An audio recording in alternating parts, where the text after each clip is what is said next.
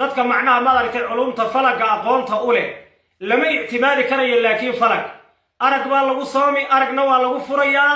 xujada sharciyada ah ee xaqiiqiyada ah waa midda udgoonuhu inoo sheegay sunnada inoogu qeexay calayhi afdalu salaati wa atamu tasliim waa in aragna lagu soomo aragna lagu furo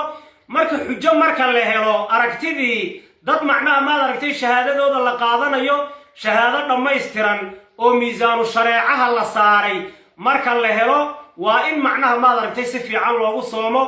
laguna afuro biidni illaahi tacaala waxaan u gudbaynaa hadda culimada waraysigeedii baan u gudbaynaa biidni illaahi tacaala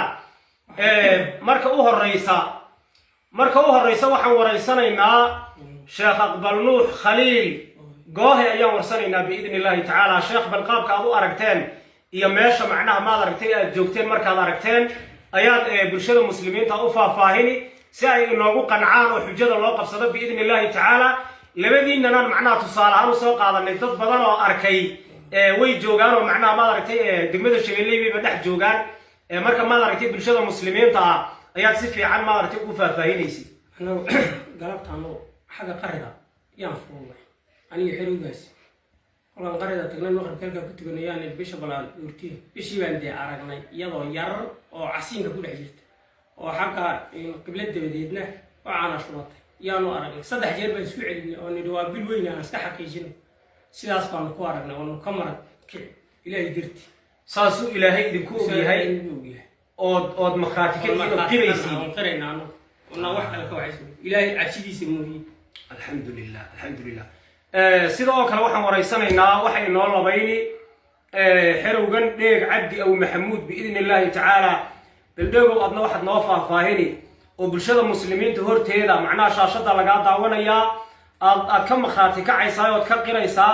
bisha macnaha maad aragtay ee qaabkii aad u aragtay iyo aragtidu say u dhacday biidni illaahi tacaala بسم الله الرحمن الرحيم اللهم صل على سيدنا محمد قلبتا مغرب كوكو سودوا إلهي درتي أيام قرق اللي يرادو كبالقبط oo aanu dad badan yaqaanaan ayaa ilaahay dartii u fuulay si aan macnaha dadka dhowrayaan uga qayb qaadano ilaahay xamdigiisa de wax weeyaan bishii baan aragnay oo yar oo dhinaca bidix oo aanu shubatay